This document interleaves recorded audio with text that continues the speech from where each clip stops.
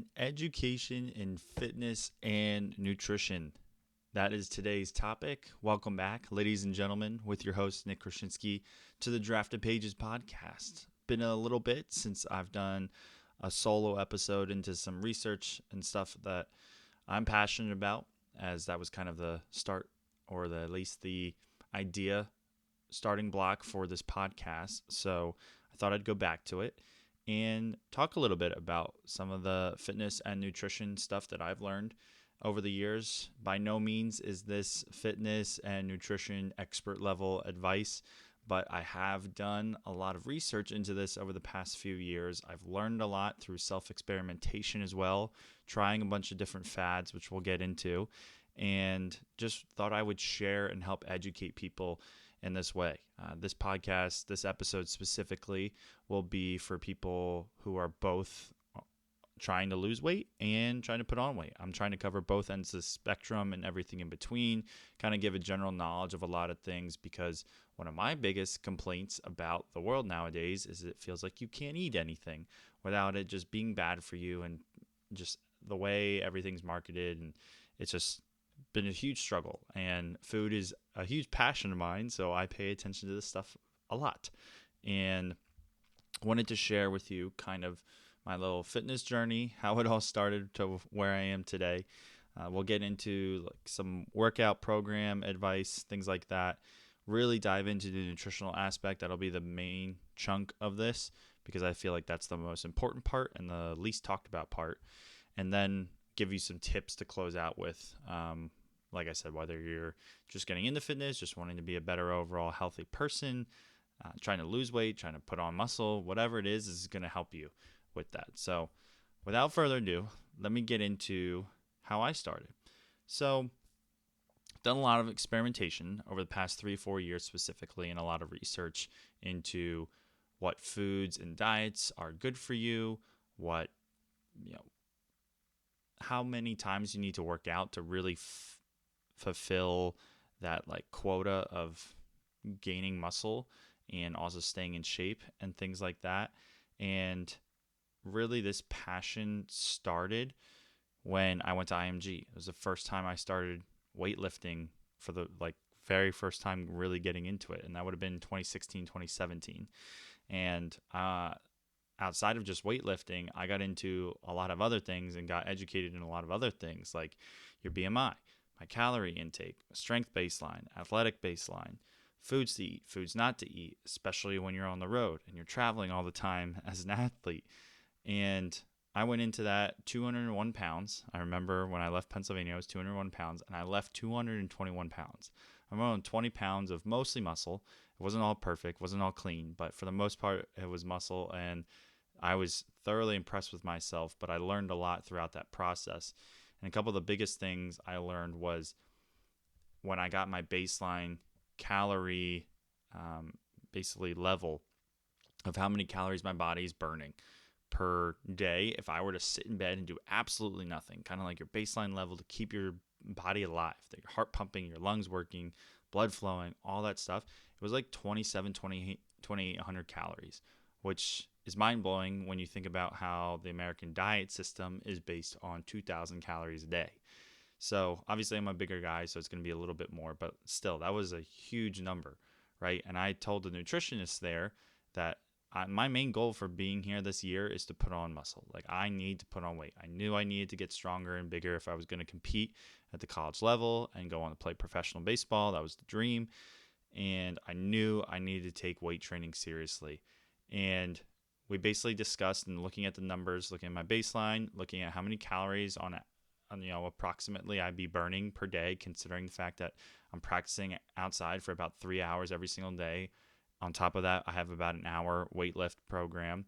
And then on top of that, it's extra individual work that could range anywhere from half an hour to another 90 minutes outside.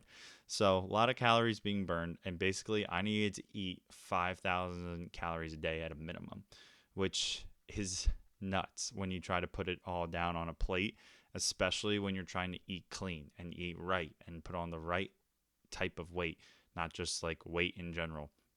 because it's really easy to eat 5,000 calories a day when you're eating a pizza and a cheeseburger and chocolate and all the junk. But when you're trying to eat clean with vegetables and salads and lots of protein and pastas and all that stuff, it can be really hard.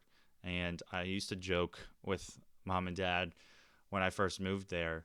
Yeah, my body was sore. Yeah, I was exhausted. But one of the hardest parts of it was like my jaw hurt from chewing and eating food, that much food every single day. Like that was that was one of the funniest things, but also like realistic things that like my body went through in that change.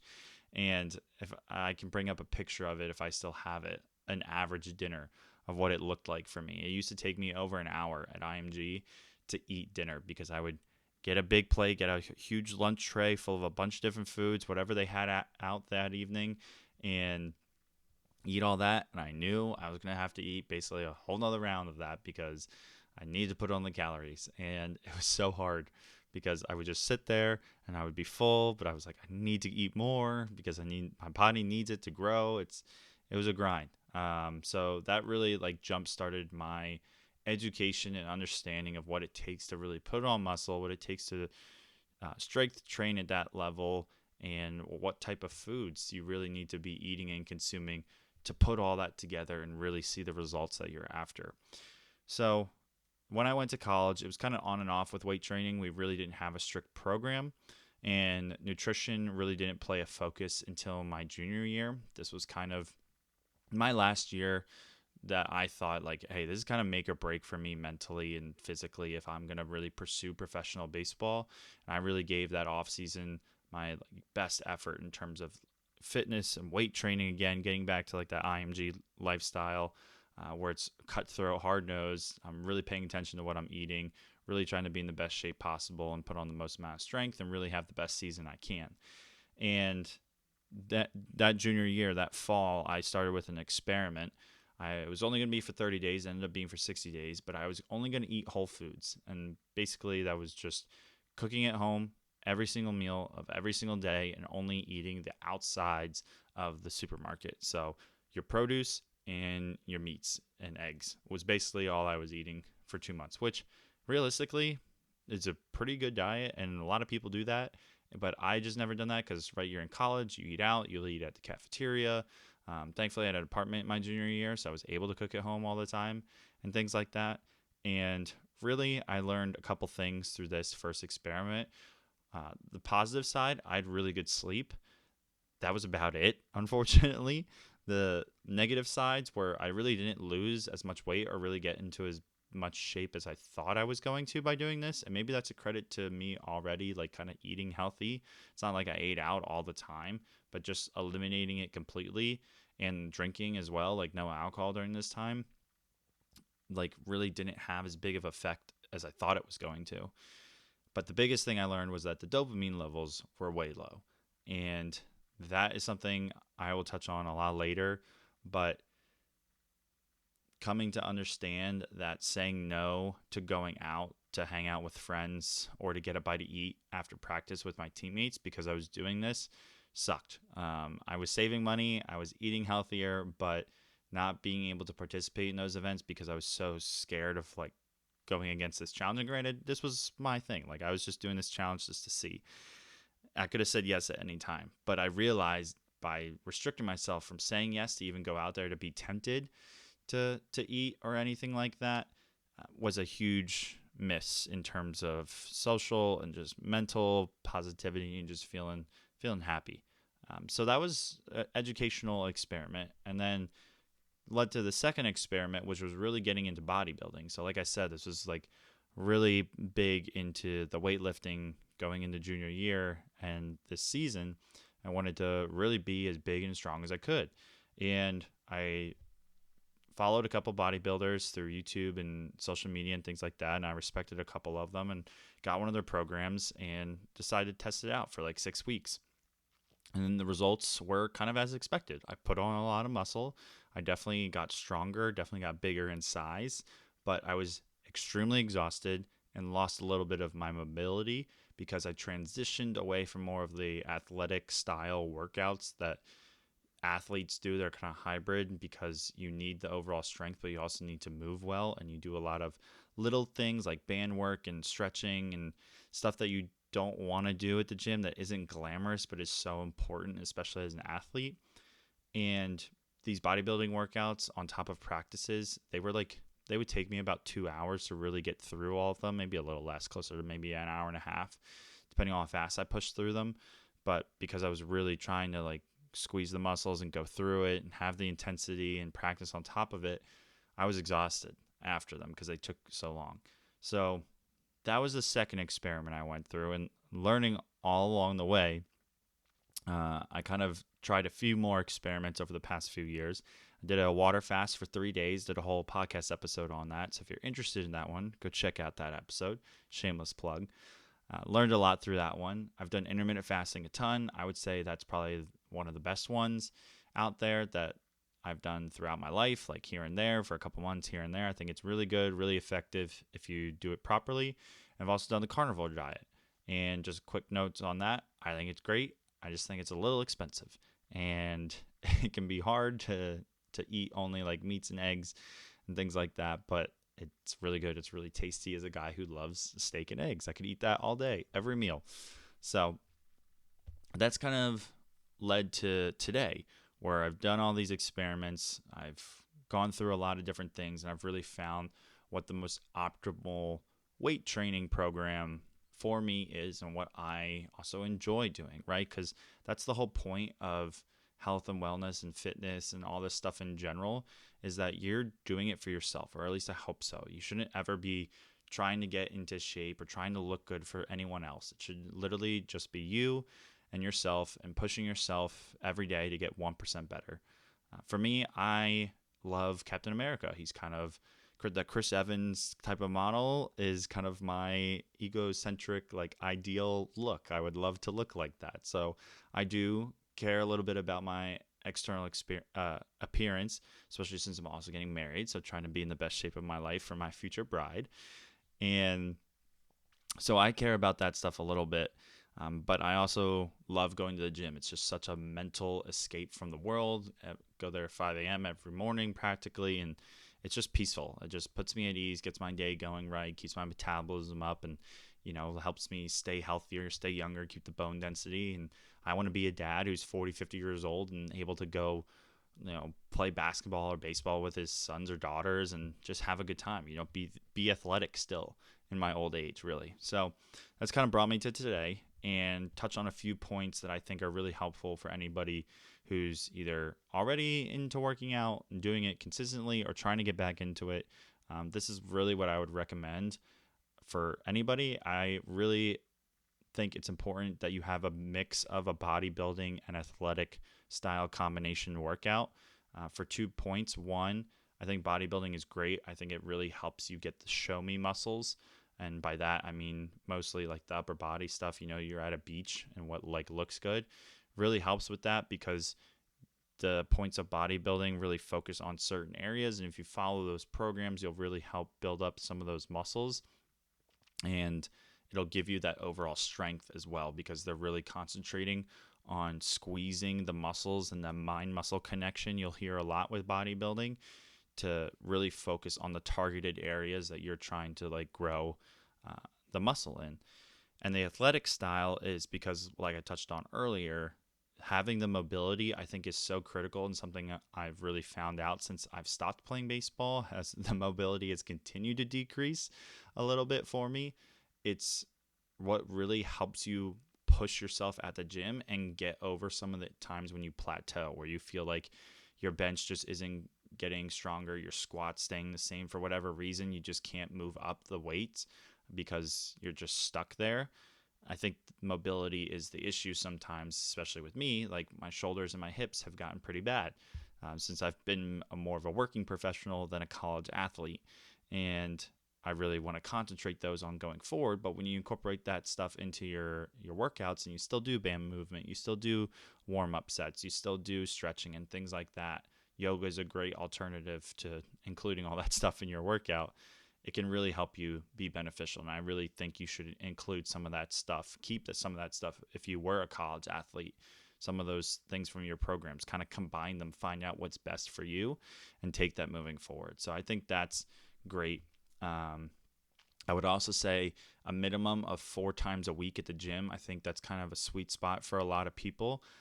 I think if you're doing anything less than 4 days a week and fitness is a real priority for you, I think you should try and change your schedule a little bit. I think 4 days is 100% doable, whether you're going at night, whether you're going at lunch, whether you're going first thing in the morning, on the weekends. You can definitely leverage your time enough to go 4 days a week. And I think it's a great sweet spot, especially if you're just trying to get back into it. Obviously, if you up it to 5, 6 days a week, you'll see a little bit more progress and you'll be able to kind of manipulate your workouts a little bit better to focus on certain areas a little bit more. But you don't need to be going 7 days a week. I think you definitely should have a rest day in there, especially as a Christian. I believe in the day of rest. I believe it's critical. I think it's so important in our busy culture that we take that time, even at the gym, to completely rest, shut it down, enjoy life for a little bit. I would also say cardio should be included. This is something I've completely changed my opinion on over the past couple of years. I used to only go to the gym, no running, no cardio, no nothing, unless I was just trying to burn some extra calories because I knew I was going to be like eating out that night or eating nachos or something. So I think cardio is super important. I think it's great for your health, obviously your heart health and everything. I'm not saying you have to go crazy. I don't go crazy. I'm kind of like in a cutting season, so it's a little bit more intense for the cardio, but really what that comes out to is like maybe 10 miles a week in terms of like running in general. It's usually about a mile or so a day. And then on Fridays or Saturdays or over the course of the weekend, I can run a little bit more because I have a little bit more time. So that's really what it comes down to for cardio. But I do think it's important. And if you don't have time to do that after the workout, before the workout, or whatever reason, if you do a high-paced, high-intensity workout, those HIIT workouts, they're good, they're solid. It helps increase your heart rate throughout the workout. The only downside to that is you probably can't lift as strong and as heavy as you want to be able to because you're a little bit more winded and you kind of need your full breath when you're really going through some of those compound movements like benching, deadlifting, squatting at a really heavy weight. Or else you're going to risk yourself getting injured there. So cardio is important. The third point here, intensity over volume. This is probably the biggest thing I've learned with weightlifting, especially in your growth areas. By growth areas, I mean things that you're really trying to target to grow or to amplify. For me right now, that is kind of like the show me muscles. Like I said, getting ready for the wedding and trying to look like Captain America nowadays. The areas of focus are kind of like my chest, shoulders, and arms for these couple months, and I'm really focusing on intensity when I go to hit those muscle groups. When I'm doing other things like back and legs, I'm still treating those workouts with intensity, but it's not to the same pace or the same effort, because I found that when you go super intense with everything, or if you're really trying to grow your entire body, it's really hard because you're going to be super exhausted from day to day versus if you're okay, like today's a chest day, I'm going to go super hard, super intense. I'm going to be pretty exhausted by the time I leave the gym, and it usually carries forward into the next day at least a little bit. And so if you're trying to do legs the next day at the same rate, odds are you're going to burn out really quickly in your workout program, and you're just going to get discouraged, and the cycle repeats. So intensity over volume basically means you're just being more intense with the workouts that you're doing, and you're not just doing a bunch of sets just to do a bunch of sets. You're really pushing yourself to failure for those last 2 to 3, for those last 1 to 2 sets, those last 2 to 3 reps for the 1 to 2 sets that really help like grow the muscle. That's really important there. Talked about targeting specific muscle groups. Do this for like 4 to 6 weeks and then change up your program. And that can be really simple. You can just completely change the order of your workout. Okay, usually start with the compound exercises, which are usually the heavier ones, the harder ones, the things that require more of your full body to fully engage, even though it's targeting certain muscles. Examples of this are squats, deadlifts, bench, overhead press, things like that. Kind of like your staples, people would say, in your workout. So you can change up the order where you do those last. Obviously, you're not going to be able to lift the same weight you would at the beginning of the workout because you're more fatigued. but it can shock your body if you do that for a couple of weeks, then get back to it. You'll see a jump in your strength gains there as well. Change up the exercises. Example of this would be instead of like a barbell row, you do a dumbbell row for the next 4 to 6 weeks. And then also changing the intensity, right? I talked about focusing on certain muscle groups, change up the intensity of where you're focusing. So it gives some of those areas to recover, and you're going to become a more well-balanced, bodybuilder or, fitness person. So last point here is to be really consistent and disciplined over everything else I just talked about. That's the biggest part. If you're getting in the gym consistently and you're being disciplined with your workout and your nutrition, you will see results. That's the most important thing in everything in life, is just to be disciplined and consistent when you have goals. And if you are, you will eventually see those results as long as you're putting in the work and the intensity. So all that combined is really great. And if you struggle with this, I highly recommend getting an accountability partner. That can be someone at the gym who goes the same time as you, a friend, a spouse, whoever. Or that can just be a person that you're friends with. Just be like, hey, I have a goal right now to hit the gym 5 days a week. And if I don't text you by 5 p.m. on, Monday through Friday, I need you to call me and make sure I'm going to the gym. Because if I'm not called out on it, I'll skip it and I'll be lazy. So having an accountability partner is great, and a great way for motivation. So that ties up a lot of the working out side. Now let's dive into the nutritional side, which I said is probably the most important part and the least amount talked about. And then we'll get into some overall tips here at the end. So you need to get nutrients out of your food, not just the macros. And people talk about macros, they're talking about your protein, your carbs, and your fat. A lot of people focus on them. It's easy to focus on them. It's really hard to focus on all the micronutrients, all your vitamins and things like that you need from the food. But you need to get it from the food. And some great superfoods, you can call them superfoods or whatever, but just things that are high in all those micronutrients that I found and that I eat regularly are red meat, spinach, eggs, banana, Brussels sprouts. It's probably a longer list, but that's what I have here. All those are really good for you. I eat them all, if not all of them, pretty much daily. Definitely multiple times throughout the week. They're super important for you, and it'll help you feel more energized, help your body recover better, help you put on muscle better, and just help you stay healthier too is the biggest thing, right? So that's a key part there, getting the micronutrients out of your food. Second point, fats aren't bad.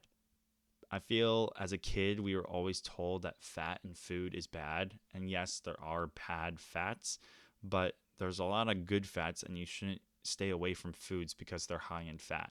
Examples of this are like avocados, red meat, eggs, some of the stuff I just named before. They have a lot of really good nutrients in them. And the high fats, because they're good fats, olive oil, put olive oil on things, cook with olive oil. It will keep you fuller longer. And I'll tie more on that later because I think I have a point on that. But just fats aren't bad. Don't be worried about them. Third point, and I learned this at IMG, your body can only ingest and absorb about 20 to 40 grams of protein per every 2 to 3 hours, depending on the person, depending on the type of protein, all that stuff. But just on average, right? So your 0 to 20 protein, it goes up exponentially by a lot, and then kind of starts to plateau right about 40, and you'll still absorb it, but it's just it's not going to have the same impact as if you were to eat 40 grams of protein, 2 hours later eat another 40 grams of protein, 2 hours later eat another 40 grams of protein. I don't always do this. I'm not great at it. I usually just eat 3 meals a day, and obviously there's more than 40 grams of protein in that meal. But if you're really trying to optimize your strength gains and you're really trying to put on weight and put on muscle, follow that pattern as best you can, because that's how your body will absorb the nutrients as best as possible and allow you to be the most productive in your recovery as possible. Which takes me to supplements. Supplements are all over the place. Everybody tells you to take XYZ. Really, there's only 2 that I would ever recommend. One being protein powder. You have to be careful with this because there's so many different types of protein powder out there. it's hard to find like clean ingredients and natural things and stuff like that. But really, you just want to stay away from like the high sugary ones, the super flavored ones. I think Axe and Sledge is a good brand out there. I think they have a lot of like grass-fed protein powder. I don't know if that really makes a difference, but protein powder is good, especially if you struggle with getting in your daily amount of protein that you should be having. And then creatine, on the other hand, I think a lot of people, it's kind of went viral over social media, I feel like, the past couple of months about creatine. It's the most studied supplement out there. It's so good for you.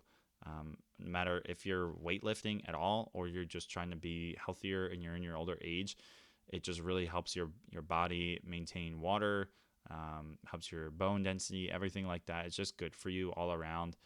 Just get the creatine monohydrate. You just need 1 scoop of it a day. I recommend eating it with or taking it with food. For whatever reason, if I take it on an empty stomach, my stomach kind of hurts. So I recommend eating with food, and I feel fine. And it's great. It's good for you. So those are the two I would recommend. Yeah, fats. Okay, so back to that. Back to being full. A high fat, high protein diet and meals will keep you full for hours. There's a reason why steak and eggs is one of my favorite meals. Not only do I love those foods, but if I eat them for breakfast or even like a late breakfast, I will be full for hours. I will not want to eat more. I would always love another steak, but I will feel full. Like I won't need to eat a whole nother steak to like feel full. And that's a lot of times what we're fighting as humans is that feeling of being full. We're trying to like get there, and then before we know it, we overeat, right? Because we eat so fast and we want something sweet, and then we eat something else, and we're like, gosh, I feel like a bowling ball, right?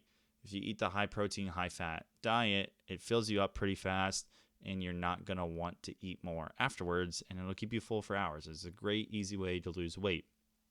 So ways to do this, again, red meat, eggs, avocado. Like that's one of my favorite meals to eat.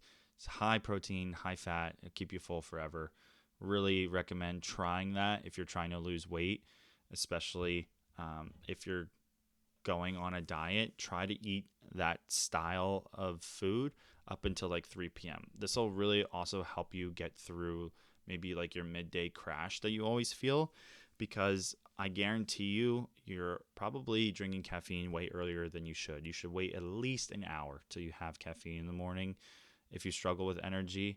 And if you continue to struggle that way, or maybe you can't, maybe you need your coffee first thing in the morning, try to really stay away from like those fine carbs until like your dinner time. I'm talking your pastas, your breads, things like that. If you push those off until like your meals for dinner, it'll prevent you from just feeling that heavy weight, and just like when you're on when you eat Thanksgiving and you go into that food coma, that's because like your blood sugar is spiked so high, and the carbohydrates really contribute to that. And then when it crashes because the spike's worn off, that's when you feel exhausted. That's when you have your afternoon crash. That's when you need your second cup of coffee, all that stuff. So a high fat, high protein diet in a good way up until like 3 p.m. will really help sustain you throughout the day, not make you hungry, and kind of prevent that crash. That's something that I've really dove into and really focused on over the past 4 months of my life. I basically eat the same thing every day for breakfast, and then lunch try to like stick to that, option, whether it's a salad, whether it's, steak and eggs, something like that. It's been really helpful for me, and I've been able to maintain my hunger and energy levels really well throughout the day. So that's probably one of the biggest things I've learned over the past few months that I would really recommend you try. Okay, next point on nutrition. Fruit is God's candy. Find one you love and just eat it. No one's ever gotten overweight from eating too much fruit, all right? At least that I've ever known, right? And right now I'm big on grapes. I think they're great. They are kind of like my snack, or like after a meal. If you ever struggle with a sweet tooth, you always need something sweet, just like a little bite of something. Fruit is a great way to tame this, and it's a healthy way to tame this because you're getting that sweet, sugary factor from the fruit, but it's fruit, so it's good for you, and it's got other micronutrients and stuff like that in there. So eating fruit after the meal is a great way to solve that sweet tooth. And like I said, it's God's candy. So it's pretty great. Next point, vegetables are important. I hate eating vegetables still. There's good vegetables out there. I found ways to eat them that I like, but I'd much rather eat a steak. I'd much rather eat chicken parm. I'd much rather eat pasta. I would much rather do all that than eat broccoli and green beans and Brussels sprouts and spinach, all that stuff. But they are really important. They have a lot of those micronutrients, and they can be very filling too. They can help provide a lot of like fiber and volume in meals that fill you up for very little amount of calories if you're trying to lose weight. If you're trying to put on weight, you should still eat your vegetables, but you don't need to make them as much of a priority as you would if you're someone who's trying to lose weight. A great way that I've found to incorporate them is through stir fry. You just throw a bunch of different vegetables in a pot with, a sauce or teriyaki sauce or soy, like whatever it is. You just cook them down, simmer them down, maybe just steam them and season them and things like that. And then you just have a bowl of all these vegetables and eat them, and you get your vegetables in for the day. So that's a great way to do it. Protein sources. A lot of people struggle with getting in the amount of protein that you need. On average, however much you weigh, if you weigh 200 pounds, you should be eating about 200 grams of protein a day. Sounds like a lot. It is a lot. It's hard to do. And especially for women, they really struggle to hit this goal.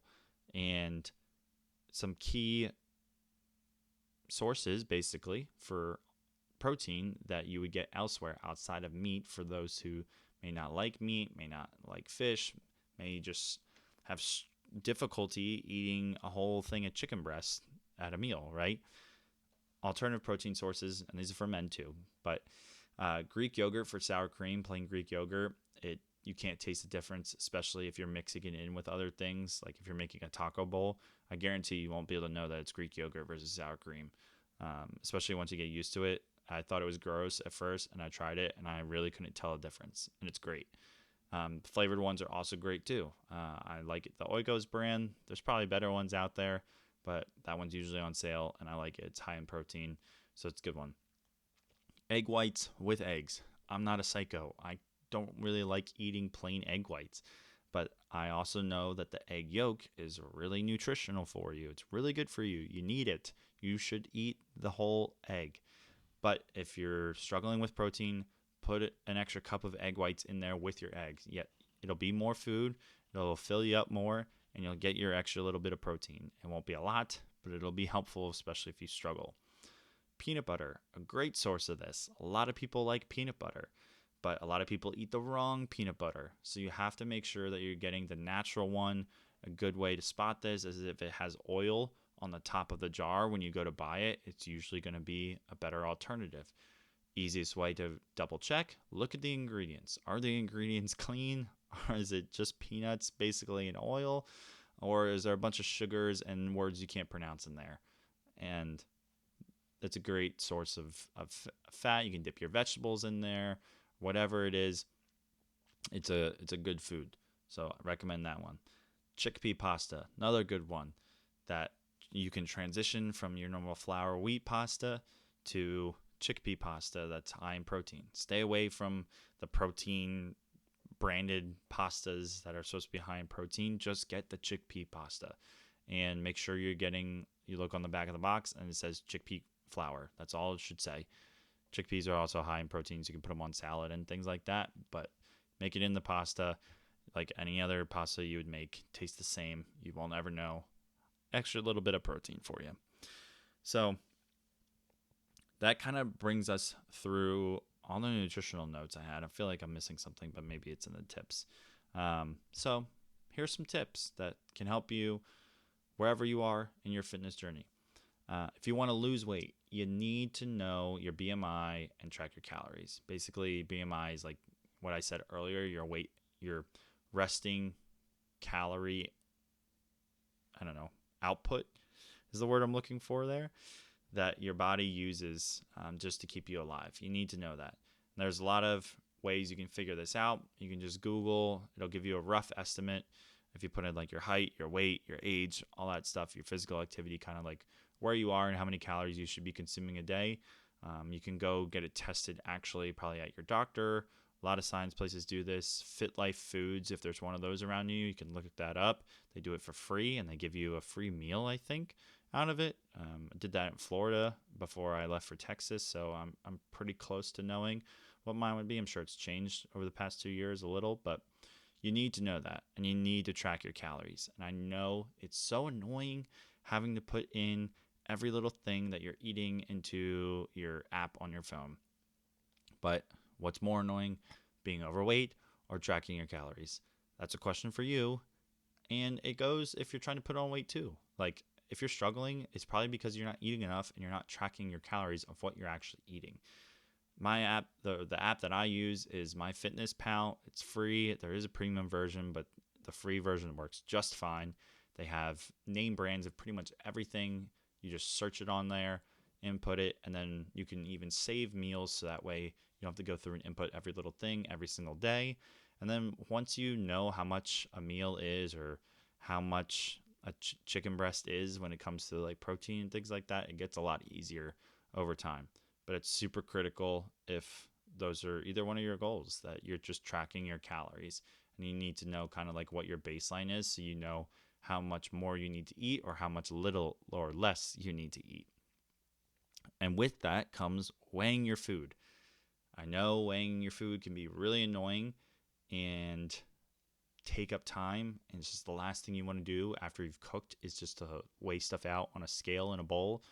But you'd be surprised at how much food you can actually eat of certain things once you weigh it out and you see the actual portion size of what it's there.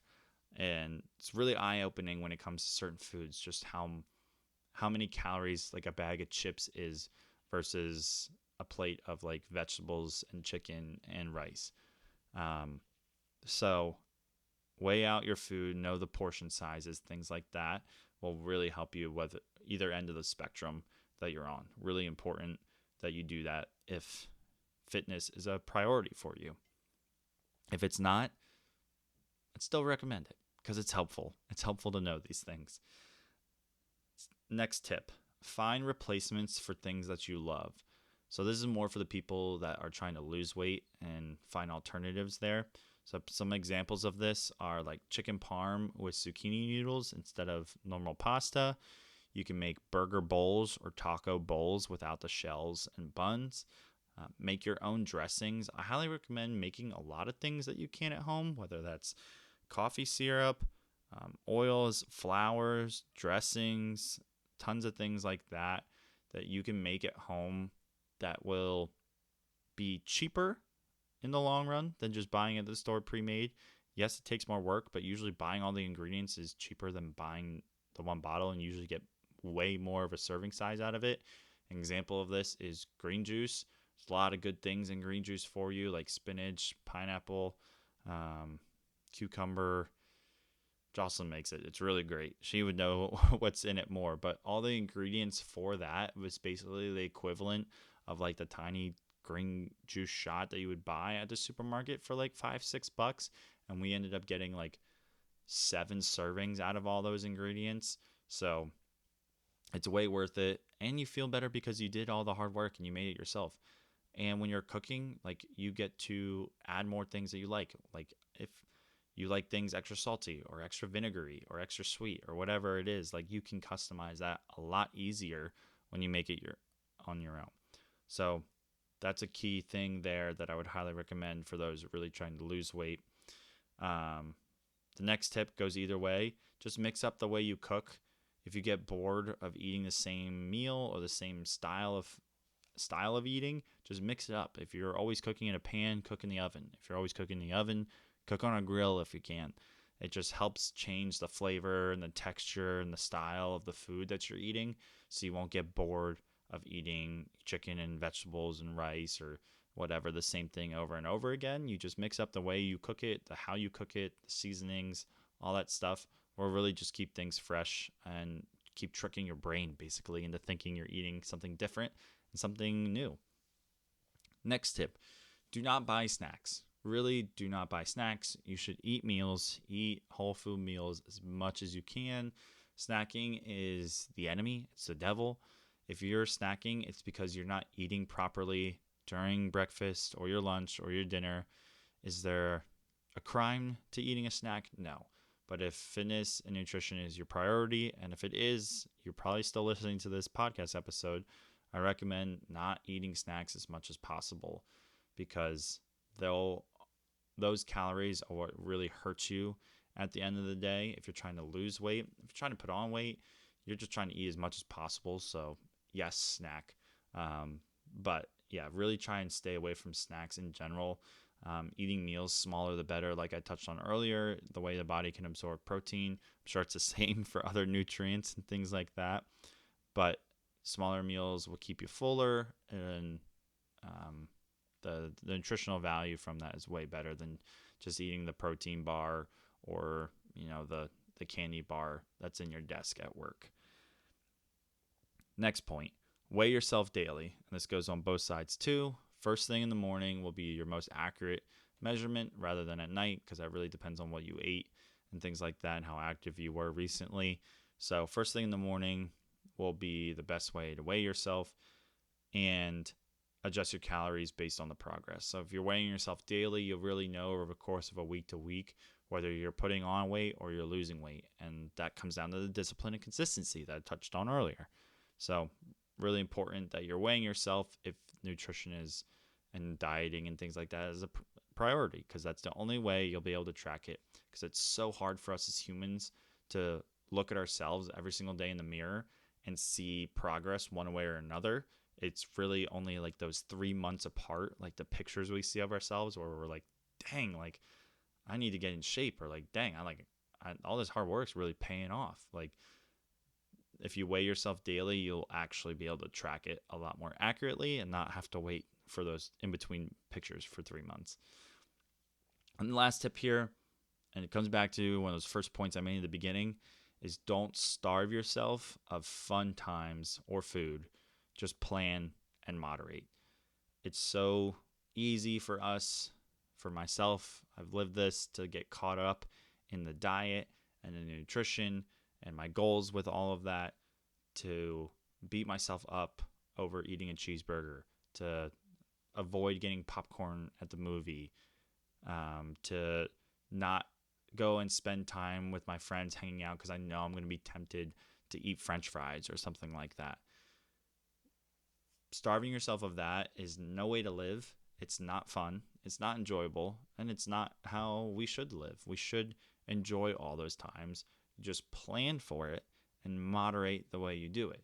Instead of getting a giant tub of popcorn at the movies, get a small bag. Just enjoy the popcorn and that'll be it. Instead of getting an appetizer with a cheeseburger and fries and a cheesecake, maybe we get a cheeseburger with the side vegetables. Maybe we get the cheeseburger and we split a dessert, right? Something like that. Just plan in advance and moderate. Maybe we do extra cardio the day of, or the day before, or the day after. If we know we're going to be eating out, we know we want to eat a whole pizza or something like that. Just plan in advance and moderate the way you do it, and you'll put yourself in a much better position to enjoy all of those moments, all those times, all of those experiences, and not feel like you just screwed yourself over or took a whole month worth of progress off of your plate. And it'll allow you to stay happy and keep the dopamine levels high, which is always helpful.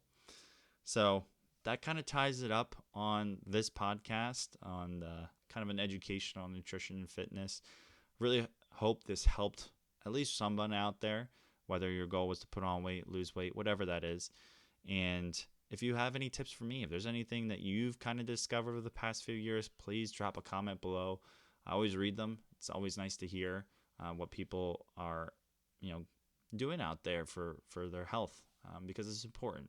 Something that's not talked about in society nearly as much and focused on, and we just need to do more of it because a lot of people are failing themselves with this aspect. So with all of that being said, when this comes out, there might be an episode next week. There might be one on the regular scheduled 2 weeks. It really depends on how these recordings all shape up. But I hope you guys stay tuned because we got some good episodes coming down the pipeline. So with that, that'll tie up this week's. We'll see you next time.